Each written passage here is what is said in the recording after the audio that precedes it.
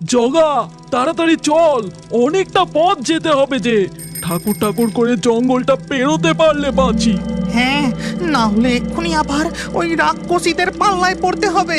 এরপর রামু আর জগা আরো জোরে সাইকেল চালিয়ে এগোতে থাকে। তারা জঙ্গলের পথে প্রবেশ করতেই তাদের সামনে আবার প্রকট হয় সেই 3 রাক্ষসী।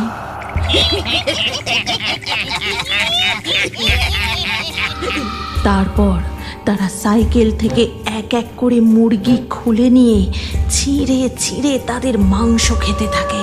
তখন জগা আর রামু ওরে বাবারে, ডাইনি, ডাইনি, পালাও, বাঁচাও, বাঁচাও। না না না, আমি আর তোমার একটা কথাও শুনবো না। আমি এক্ষুনি বাপের বাড়ি চলে যাব। তুমি থাকো এখানে একা একা। গিন্নি, রাগ করো না, বলছি তো ভুল হয়ে গেছে। আমি তোমাকে 3 ভরির সীতাহার ঠিক বানিয়ে দেব। কিন্তু যোগমায়া জমিদারের কোনো কথা শোনে না। সে রাগ করে বাপের বাড়ি চলে যায়। ঠিক তখনই সেখানে দৌড়ে দৌড়ে আসে জগা আর রামু। কথা মশাই, পারলাম না, এবারেও শেষ রক্ষা করতে পারলাম না। জঙ্গলের ওই ডাইনির দল আবার এসে সব মুরগি নিয়ে চলে গেল। সে কি, এবারেও? উফ, এই ডাইনিদের জ্বালায় যে দেখছি আমার ব্যবসা একেবারে লাঠে উঠতে বসেছে। নায়েব, নায়েব, শিগগিরই এখানে এসো। বলুন জমিদার মশাই। নায়েব, এবারেও সেই একই ঘটনা। ওই ডাইনির দল আবার মুরগি লুট করে চলে গেছে। নায়েব, ভাবতে হবে, এবারে অন্য কোনো রাস্তা ভাবতে হবে। এরপর ধীরে ধীরে রাত পেরিয়ে সকাল হয়ে যায়। আর সকালবেলায় বৈঠকখানায় বসে জমিদার আর নায়েব নানা রকম পরিকল্পনা করতে থাকে। নন্দগড়ের আড়তদার যে ক্ষেপে উঠেছেন জমিদার মশাই। গত 3 দিন ধরে আমরা কোনো মুরগি ডেলিভারি দিতে পারিনি। তিনি বার্তা পাঠিয়েছেন, এবারে যদি আমরা মুরগি ডেলিভারি দিতে না পারি তাহলে উনি পাশের গ্রামের জমিদার রায়বাবুর থেকে মুরগি নেওয়া শুরু করবেন। না না, তা কখনো হতে দিলে চলবে না। এবারে আমরা অন্য পথ ধরে নন্দগড়ের উদ্দেশ্যে মুরগি পাঠাবো। যে পথের খবর তুমি, আমি আর কর্মচারীরা ছাড়া কেউ জানবে না। দেখি এবারে ওই রাক্ষসীর দল কিভাবে আমার মুরগি লুট করে পালায়। ঠিক তখনই যোগমায়া সেখানে ফিরে আসে। কই গো, কই গেলে তুমি? এই দেখো, আমি ফিরে এসেছি। এ কি, তুমি এক্ষুনি ফিরে এলে? মানে? না মানে আর কি, এত দেরি করে ফিরলে? আমি তো ভাবলাম কাল মাঝপথ থেকে হয়তো তুমি ফিরে আসবে। তুমি যে কেন এত রাগ করো?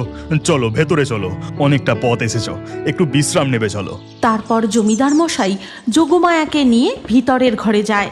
তখনই হঠাৎ তাদের পোষা মেনি যোগমায়াকে দেখে। কি হলো? মেনি তোমাকে দেখে অমন ভয়ে পালালো কেন?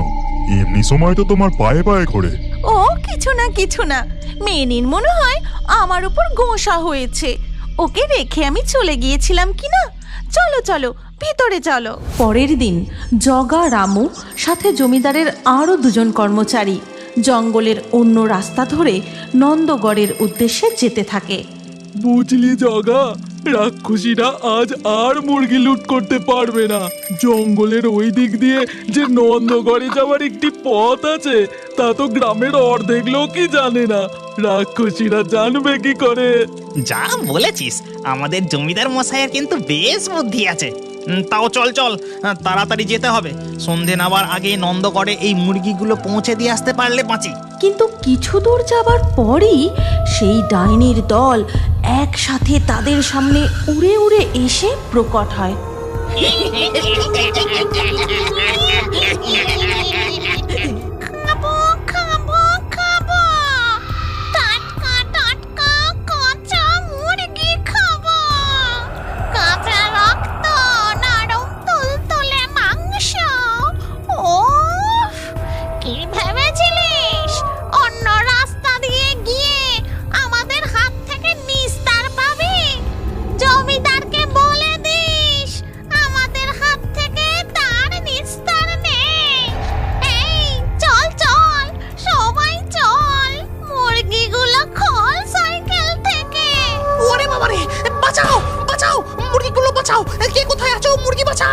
ওরে গাধা, মুরগি পরে বাঁচাবি, আগে নিজের প্রাণ বাঁচা।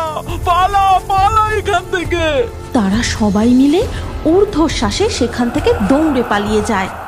এদিকে তখন যোগমায়া ভর সন্ধেবেলা ঘরে শুয়েছিল। জমিদার মশাই এসে বলেন, এ কি গগিন্নি, এই ভর সন্ধেবেলায় তুমি এখনো শুয়ে আছো যে বড়? ঠাকুর ঘরে গিয়ে সন্ধে দেবে না? গোটা বাড়িতে ধূপ ধুনো দেখাবে না নাকি? ধুর, তুমি চুপ করো তো। ও দাসী ঠাকুর ঘরে গিয়ে সন্ধে দিয়ে দেবে, আমাকে এখন বিশ্রাম নিতে দাও না। কি ব্যাপার হলো? গিন্নির হাব ভাব অন্যরকম লাগছে কেন? ঠিক তখনই জমিদারের সমস্ত কর্মচারীরা দৌড়তে দৌড়তে সেখানে এসে হাঁপাতে হাঁপাতে বলে, জমিদার মশাই, জমিদার মশাই, শিগগিরই একবার এখানে আসুন। কি হয়েছে তোর? এভাবে হাঁপাচ্ছিস কেন? মুরগি ঠিকভাবে পৌঁছে দিয়ে এসেছিস তো? এবারেও সেই একই ঘটনা জমিদার মশাই। রাক্ষসীর দল কিভাবে আমাদের পথের খবর পেয়ে যাচ্ছে, আমরা যে কিচ্ছু বুঝতে পারছি না। ঠিক তখনই সেখানে যোগমায়া বেরিয়ে আসে আর বলে, কি হয়েছে? কোনো সমস্যা নাকি? তোমাদের সবাইকে এত চিন্তিত লাগছে কেন? রোজ রোজ সেই একই ঘটনা গিন্নি। এই রাক্ষসীদের জ্বালায় ব্যবসা আমার লাঠে উঠতে বসেছে। আমি বলি কি, তুমি ওই রাক্ষসীদের সাথে বন্ধুত্ব করে নাও, ওদেরকে কিছু মুরগি খেতে দিও আর কিছু ব্যবসার কাজে লাগিও, দেখো কোনো অসুবিধা হবে না। কি বললে? ওই রাক্ষসীদের সাথে বন্ধুত্ব? কখনো না, কোনো দিনও না। কেন কেন? ওই রাক্ষসীদের সাথে বন্ধুত্ব করলে কি তোমার জাত চলে যাবে? দেখো, আমার যা বলার আমি বললাম, তুমি যা ভালো বোঝো তাই করো। এই কথা বলে যোগমায়া সেখান থেকে চলে যায়। কর্মচারীরাও ফিরে যায়। জমিদার মশাইকে কেমন যেন চিন্তিত লাগে। তখন নায়েব বলে, কি হয়েছে জমিদার মশাই, আপনাকে এত চিন্তিত লাগছে কেন? ব্যাপারটা আমার ঠিক সুবিধার লাগছে না নায়েব। প্রতিদিন আমাদের সমস্ত গোপন রাস্তার খবর ওই ডাইনিরা ঠিক পেয়ে যাচ্ছে। আবার যোগমায়া যবে থেকে ফিরেছে, ওর হাব ভাব আমার কেমন অন্যরকম লাগছে। মিনিটা ওকে দেখে ভয় পাচ্ছে। তারপর যোগমায়া ঠাকুর ঘরের আশেপাশেও যাচ্ছে না। আচ্ছা জমিদার মশাই, এই গোপন রাস্তার কথা আপনি, আমি আর কর্মচারীরা ছাড়া আর কি কেউ জানতেন? হ্যাঁ জানতো, যোগমায়া জানতো। এমনকি যোগমায়া আমাকে ব্যবসার কথা বারবার জিজ্ঞাসা করে, যেটা আগেও কখনোই করতো না। শোনো নায়েব, আমার মাথায় একটা বুদ্ধি এসেছে। পরের দিন সকাল সকাল জমিদারের সব কর্মচারীরা মিলে মুরগি নিয়ে রওনা হয়। ধীরে ধীরে যখন সন্ধ্যা নেমে আসে, তখন জঙ্গলের পথে ডাইনিরা এসে দেখে, রাস্তা তো ফাঁকা, এই রাস্তা দিয়েই তো যাওয়ার কথা ছিল, তাহলে কোথায় গেল? তার মানে রাক্ষসী আমাদের ভুল খবর দিয়েছে, মিথ্যে কথা বলেছে। কিছুদিন জমিদার বাড়িতে থেকে নিজেকে জমিদার গিন্নি মনে করছে, আর নিশ্চয় সব মুরগি একা খাবে বলে আমাদের সাথে বিশ্বাসঘাতকতা করছে। না না না, এটা হতে দিলে চলবে না, ওকে এর শাস্তি পেতেই হবে। চল জমিদার বাড়িতে, ওকে ওখান থেকে তুলে আনি। এরপর রাত পেরিয়ে পরের দিন সকালে সমস্ত কর্মচারীরা ফিরে আসে আর বলে, জমিদার মশাই, এবারে একদম ঠিকঠাক নন্দগড়ের আড়তে মুরগি পৌঁছে দিয়ে এসেছি। এবারে আর রাক্ষসীর দল আমাদের গোপন পথের খবর পায়নি। কি তার মানে আমাকে ভুল খবর দেওয়া হয়েছিল? যে পথ দিয়ে মুরগি পাঠানো হয়েছে সেই পথের খবর আমাকে বলা হয়নি? তার মানে আমার সন্দেহটাই ঠিক, তুমিই রাক্ষসীদের খবর দিচ্ছিলে। তুমি তো আমার যোগমায়া নয়। তাড়াতাড়ি বলো, তুমি কে? এই কথা শুনতেই রাক্ষসী তার নিজের রূপে ফিরে আসে। তাকে দেখে তো কর্মচারীরা ভয়ে সেখান থেকে পালিয়ে যায়। এটা তুমি ভালো করলে না জমিদার। আমার বন্ধুরা আমাকে বিশ্বাসঘাতক ভাববে আমি লোভে পড়ে ওদের সাথে বিশ্বাসঘাতকতা করেছি। যেদিন তোমার বউ রাগ করে বাপের বাড়ি চলে যাচ্ছিল, সেই দিনই আমরা ঠিক করেছিলাম তোমার বউয়ের রূপ ধরে আমি এই বাড়িতে আসব, আর সমস্ত খবরাখবর আমি আমার বাকি বন্ধুদের কাছে পৌঁছে দেব। এই মুহূর্তে সেখানে বাকি ডাইনির দল এসে হাজির হয়। তোর এত বড় সাহস, তুই আমাদের সাথে বিশ্বাসঘাতকতা করিস, এর শাস্তি তোকে পেতেই হবে। না না না, শোন আমার কথা, আমি বিশ্বাসঘাতকতা করিনি। ওই জমিদার আমাকে ভুল খবর দিয়েছিল। আমরা তোর কোনো কথা শুনবো না।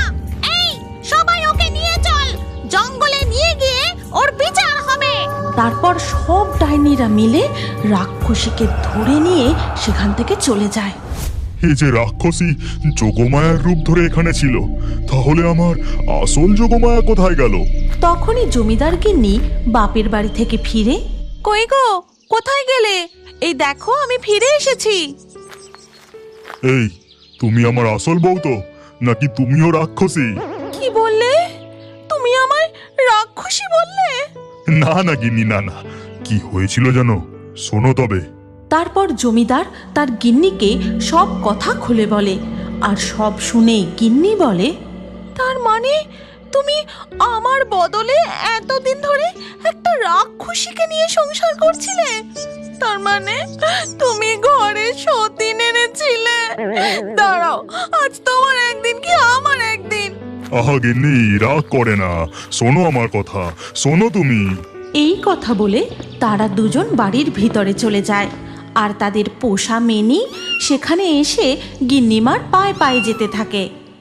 আজ আরও একটি মৃতদেহ নিয়ে দাহ করতে সকলে মিলে নিমতলার শ্মশানের দিকে যাচ্ছে। বলো হরি, হরি বল, বলো হরি, হরি বল, বলো হরি, হরি বল, বলো হরি, হরি বল। আরে তাড়াতাড়ি পা চালা, সন্ধে হবার আগেই সব কাজ সেরে এখান থেকে কেটে পড়তে হবে, না হলে জানিস তো কি হবে, একটাও মানুষ আর বেঁচে বাড়ি ফিরবে না। চল চল, তাড়াতাড়ি পা চালা। তারপর তারা সবাই মিলে পা চালিয়ে শ্মশানের দিকে এগিয়ে যায় এবং সেখানে গিয়ে চিতায় আগুন দেওয়া হয়। তখন প্রায় সন্ধে নেমে এসেছে। চিতার আগুন তখন দাউ দাউ করে চলছে। চারিদিকে ঘুটঘুটে অন্ধকার যেন শ্মশানটাকে গ্রাস করে রেখেছে। মাঝে মাঝে দূর থেকে একদল শিয়াল হুক্কা হুয়া বলে চিৎকার করে জানান দিচ্ছে যে বাঁচতে চাইলে এখান থেকে পালিয়ে যা। কিছুক্ষণ পর হঠাৎ করেই যেন শ্মশানে আর এক তাণ্ডব শুরু হয়ে যায়। প্রচণ্ড জোরে দমকা বাতাস বইতে থাকে, গাছের ডাল হুড়মুড়িয়ে ভেঙে পড়তে থাকে। ওই ওই তাণ্ডব শুরু হয়ে গেছে, তাড়াতাড়ি পালা রে, না হলে কেউ আর প্রাণ হাতে নিয়ে বাড়ি ফিরতে পারবি না। ঠিক তখনই ঘটে আরো ভয়ঙ্কর কাণ্ড। জ্বলন্ত চিতার মধ্যে থেকে লাশ শটাং উঠে বসে এবং তাদের দিকে ঘুরে বিচ্ছিরিভাবে খিলখিলিয়ে হাসতে থাকে।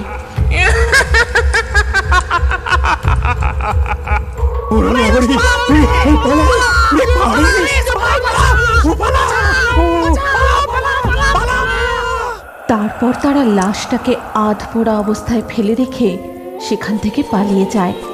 নিমতলার এই শ্মশানে এমন সব ভুতুড়ে কাণ্ড ঘটে যে সেখানে দিনের বেলাতেও মানুষের আসতে গা ছমছম করে। একা তো সেখানে কেউ আসার সাহসই করে না, আর ভুল করেও যদি সন্ধ্যের পর সেখানে কেউ আসে, সে আর নিজের প্রাণ হাতে নিয়ে বাড়ি ফিরতে পারে না এবং অত্যন্ত মর্মান্তিকভাবে তার মৃত্যু ঘটে। কারণ সেই শ্মশানে বাসা বেঁধেছে অপঘাতে মৃত্যু হওয়া এক পেতনি আর শাকচুন্নি। ধুর ধুর, আর এইসব আধপোড়া পচা মাংস খেতে ভালো লাগে না। কতদিন হয়ে গেল কাঁচা মাংস খাইনি, কাঁচা রক্তের গন্ধও পাইনি। কেউ তো আর এই শ্মশানের মধ্যে একা আসেই না। কোনো তান্ত্রিকও আর এই শ্মশানে যজ্ঞ করতে আসে না যে তাকেও মেরে ঘাড় মোটকে রক্ত চুষে খাবো। কাল কৌশিকী অমাবস্যা, কালকে আমাদের শক্তি আরো দ্বিগুণ হয়ে যাবে। কালকে একটা না একটা শিকার ধরতেই হবে। পরের দিন সকালবেলা গ্রামের বাজারে নগেনের মুরগির মাংসের দোকানে পাশের গ্রামের ধনঞ্জয় বাবু আসেন এবং বলেন, এই যে নগেন, তা মুরগির মাংস কত করে কিলো নিচ্ছ? আগে কাটা নিলে 220 টাকা কিলো। আপনি যদি গোটা নেন তাহলে দামটা একটু কম হবে। তা কত কিলো দেবো বাবু? আরে না না, এখন নেব না। আজ রাতে আমার বাড়িতে একটা ছোট অনুষ্ঠান আছে। আমার 2 মেয়ে সোনা আর রূপার জন্মদিন। এই 10-12 কেজি মাংস আজ সন্ধ্যাবেলার মধ্যে আমার লাগবে। তা তুমি আমার বাড়িতে ডেলিভারি দিয়ে আসতে পারবে তো? কোনো চিন্তা করবেন না বাবু, ঠিক সময়ে মাংস আপনার বাড়িতে পৌঁছে যাবে। আপনি শুধু ঠিকানাটা দিয়ে যান। কিন্তু নিমতলার শ্মশান পেরিয়ে আমার বাড়ি, তা তুমি পারবে তো? নগেন কি যেন একটা মনে মনে ভাবে, আর তারপর বলে, আমার অত ভূতে ভয় নেই বাবু, আপনার কোনো চিন্তা নেই। সন্ধ্যের আগে আপনার বাড়িতে মাংস ডেলিভারি হয়ে যাবে। সন্ধে হবার ঠিক আগে আগেই নগেন তার সাইকেলে গোটা 6-7 মুরগি ভালো করে বেঁধে ধনঞ্জয় বাবুর বাড়ি যাওয়ার জন্য তৈরি হচ্ছিল। না, সন্ধে হবার আগেই মুরগিগুলো ডেলিভারি দিয়ে ফিরে আসতে হবে, না হলে ওই শ্মশান পেরিয়ে আর পেরানটা নিয়ে বাড়ি ফিরতে পারবো না। তার ওপর আজ আবার কৌশিকী অমাবস্যা, আজ আবার ভূতেদের শক্তি দ্বিগুণ হয়ে যায়। যাই, বেরিয়ে পড়ি। তারপর সে সাইকেল নিয়ে রাম নাম জপতে জপতে রওনা দেয়। ভূত আমার পুত, পেতনি আমার ঝি, রাম লক্ষণ বুকে আছে, ভয়টি আমার কি? না না, ওই নিমতলার শাকচুন্নি আমার কোনো ক্ষতি করতে পারবে না। এই হাতে আমার মা দুলি আছে, কিচ্ছু ক্ষতি করতে পারবে না। না না, যাই যাই। হাউ মাউ খাও, মানুষের গন্ধ পাও। ঠিকই ধরেছে, মানুষের মাংসের গন্ধ, তার সাথে মুরগিরও ডাক শোনা যাচ্ছে। নিশ্চয় কেউ এদিকেই আসছে। হা হা হা। আসতে দে বেটাকে, ঘাড় মুটকে বেটার রক্ত চুষে খাবো। ঠিক তারপরেই নগেন সেই শ্মশানের মধ্যে ঢুকে শেওড়া গাছতলার সামনে আসতেই পেতনি আর শাকচুন্নি তার সামনে ঝপ করে ছাপ মারে। হঠাৎ ভয়ানক এই 2 ভুতুড়ে চেহারা দেখে নগেন সাইকেলের ব্রেক কষে দাঁড়িয়ে পড়ে। আমাকে ছেড়ে দাও, আমাকে মেরো না। আমি সামনের গ্রামে এই মুরগিগুলো ডেলিভারি দিতে যাচ্ছি, আমার কোনো দোষ নেই। তোমরা চাইলে এখান থেকে একটা মুরগি নিয়ে যেতে পারো। আমাকে ছেড়ে দাও, আমাকে মেরো না। একটা মুরগি নেব? এই বলেই শাকচুন্নি তার লম্বা হাত বাড়িয়ে নগেনের ঘাড় মুচকে দেয়। নগেন সেখানেই মারা যায়। তারপর পেতনি আর শাকচুন্নি মিলে মুরগিগুলো ছিঁড়ে কামড়ে কাঁচা মাংস খেতে থাকে। এইভাবে এক এক করে তারা সব মুরগি কাঁচা চিবিয়ে খেয়ে ফেলে। তখন পেতনি বলে, এই বেটাকে এখনই খেতে হবে না। চল, আমরা এর রূপ ধরে পাশের গ্রামে ওই বাড়িতে যাই। ওখানে আরো অনেক মাংস পাবো। হা হা হা। কিন্তু সব মুরগি তো আমরাই খেয়ে ফেলেছি, তাহলে এখন কি নিয়ে যাব? এই দেখ আমার কামাল। এই বলে পেতনি নগেনকে একটা বড় মুরগি বানিয়ে দেয় এবং তাকে সাইকেলে বেঁধে শাকচুন্নি আর পেতনি তাদের রূপ পরিবর্তন করে ধনঞ্জয় বাবুর বাড়ির দিকে যায়। সেখানে পৌঁছলে ধনঞ্জয় বাবু তাদেরকে বলেন, আরে নগেন, তুমি এত দেরি করলে? আরে কি, তুমি মোটে একটা মুরগি এনেছো? এতগুলো লোক খাবে কি করে? আপনি কোনো চিন্তা করবেন নে, এই মুরগির মাংস দিয়েই সব লোকের পেট ভরে যাবে।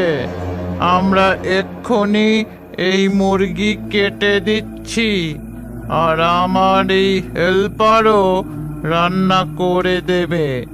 দেখবেন সব লোক চেটে পুটে খাবে। এই নগেন, তোমাকে কেমন যেন একটু অন্যরকম লাগছে। যাকে তুমি তোমার কাজটা তাড়াতাড়ি করে নাও দেখি। তারপর পেতনি আর শাকচুন্নি রান্নাঘরের দিকে যায় আর সেখানে গিয়ে তারা দেখে নানান রকমের খাবার। তখন শাকচুন্নি বলে, কত খাবার, কতদিন ভালো মন্দ খাইনি। ঠিকই বলেছিস, আগে এই মরা মানুষের মাংস ওদেরকে খাবো, তারপর ওদেরকে ধরে ধরে আমরা খাবো। তারপর তারা ওই মুরগির মাংস রান্না করে সব লোককে খাওয়ায়। সেই মাংস খাবার পরেই সবাই অসুস্থ হয়ে পড়ে। কেউ প্রচণ্ড বমি করে, কেউ কেউ অজ্ঞান হয়ে যায়, কেউ বা পেটের যন্ত্রণায় ছটফট করতে থাকে। আসলে তারা তো মুরগির মাংস ভেবে মরা মানুষের মাংস খেয়েছে।